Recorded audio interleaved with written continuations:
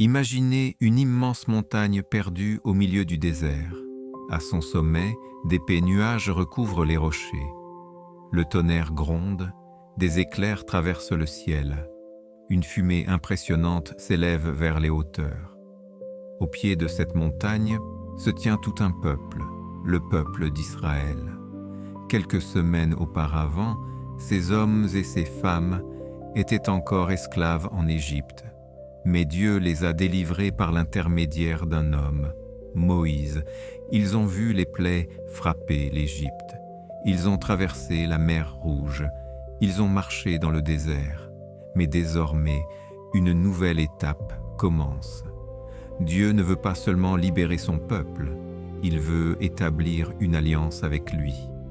Et sur le mont Sinaï, Moïse va recevoir des paroles destinées à marquer l'histoire de l'humanité. Les 10 commandements. Après leur départ d'Égypte, les Israélites arrivent dans le désert du Sinaï. Devant eux se dresse une montagne imposante.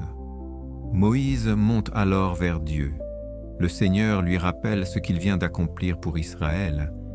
Il les a délivrés de la puissance de Pharaon et les a conduits jusqu'ici.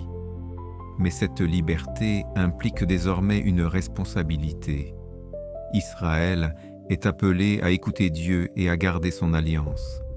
Moïse redescend auprès du peuple et lui rapporte ces paroles. La réponse est immédiate. Nous ferons tout ce que l'Éternel a dit. Le peuple commence alors à se préparer, car dans 3 jours, Dieu manifestera sa présence sur la montagne. Des limites sont établies autour du Sinaï. Personne ne doit s'approcher inconsidérément. Ce qui va se produire est présenté comme un moment d'une sainteté extraordinaire. Le 3e jour arrive. Dès le matin, le tonnerre retentit. Des éclairs apparaissent dans le ciel. Une épaisse nuée recouvre la montagne. Puis retentit le son puissant d'une trompette. Le peuple tremble. Moïse conduit les Israélites hors du camp afin qu'ils se tiennent devant la montagne. Le mont Sinaï est enveloppé de fumée. La terre semble trembler. Puis Dieu appelle Moïse vers le sommet. Dans ce décor impressionnant, Dieu commence à révéler sa loi. Et les premières paroles rappellent quelque chose d'essentiel. « Je suis l'Éternel, ton Dieu, qui t'ai fait sortir du pays d'Égypte, de la maison de servitude. » Avant de donner ces commandements, Dieu rappelle donc la délivrance. La loi vient après la libération. Dieu donne alors au peuple les paroles qui deviendront connues sous le nom de 10 commandements. Israël ne doit adorer aucun autre Dieu. Il ne doit pas se fabriquer d'idoles pour les adorer. Le nom de Dieu doit être respecté. Le jour du sabbat doit être consacré. Les enfants doivent honorer leur père et leur mère. Puis viennent des commandements concernant directement les relations humaines. Ne pas tuer, ne pas commettre d'adultère, ne pas voler, ne pas porter de faux témoignages contre son prochain. Et enfin, ne pas convoiter ce qui appartient aux autres. Ces commandements touchent donc 2 grandes dimensions de l'existence. La relation avec Dieu et la relation avec les autres. Mais Dieu donne également à Moïse de nombreuses autres instructions destinées à organiser la vie du peuple. Justice, responsabilité, adoration, sainteté. Israël doit apprendre à vivre comme un peuple appartenant à Dieu. Moïse demeure sur la montagne pendant 40 jours et 40 nuits. À la fin de cette période, Dieu lui remet 2 tables de pierre. Selon le récit biblique, elles sont écrites du doigt de Dieu. Imaginez Moïse descendant lentement de la montagne. Dans ses mains se trouvent les tables représentant l'alliance entre Dieu et Israël. Mais alors qu'il approche du camp, quelque chose ne va pas. Des cris résonnent, de la musique se fait entendre. Et bientôt, Moïse découvre une scène qu'il n'aurait probablement jamais imaginée. Pendant la longue absence de Moïse, le peuple est devenu impatient. Les Israélites ne savent pas ce qui est arrivé à leur chef. Ils se tournent alors vers Aaron, le frère de Moïse, et lui demandent de leur fabriquer un dieu qui marchera devant eux.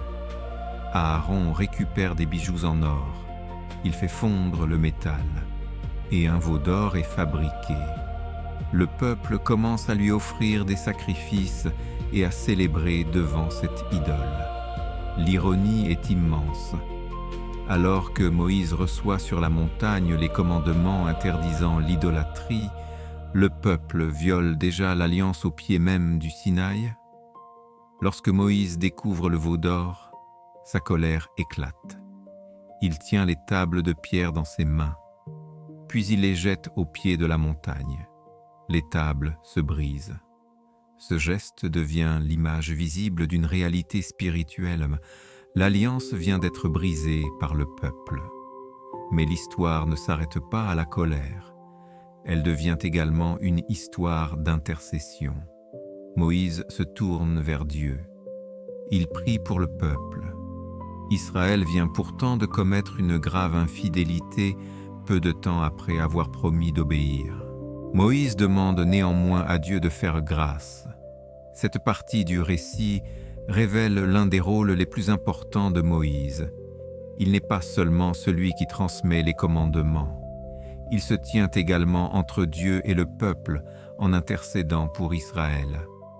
Puis Moïse demande quelque chose d'extraordinaire.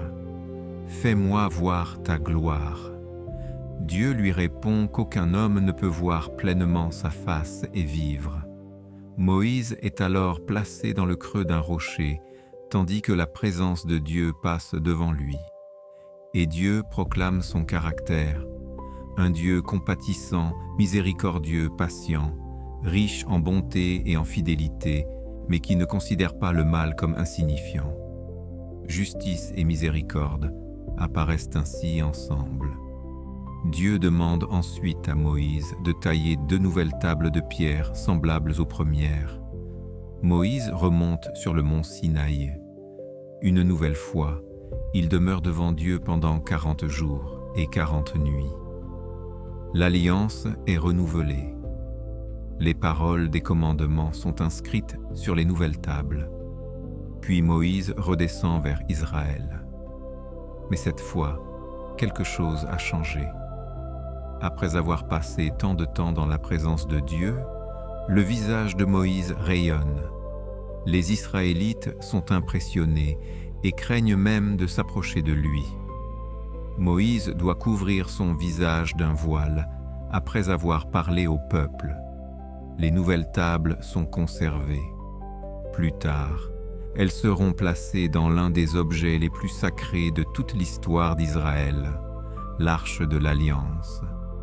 L'histoire de Moïse et des tables de la loi ne raconte pas simplement comment une liste de règles fut donnée à un peuple dans le désert. Elle raconte une alliance. Israël avait été esclave. Dieu l'avait délivré. Et maintenant, ce peuple devait apprendre ce que signifiait vivre dans cette liberté. Les commandements plaçaient Dieu au centre, mais exigeaient également le respect de la vie, de la famille, de la vérité et du prochain. Pourtant, l'épisode du veau d'or révèle aussi une autre réalité. L'être humain peut recevoir une direction claire et malgré tout s'en détourner. Les premières tables furent brisées, mais Dieu permit à Moïse d'en recevoir de nouvelles. Au cœur de cette histoire se trouve donc à la fois la sainteté, la justice, l'échec humain, l'intercession et la miséricorde. Des siècles plus tard, les paroles prononcées au Sinaï continueront à occuper une place fondamentale dans les traditions juives et chrétiennes. Et l'image reste saisissante. Un homme redescendant d'une montagne, le visage illuminé, portant dans ses mains 2 tables de pierre. Des paroles venues du Sinaï, destinées à accompagner tout un peuple pour les générations à venir.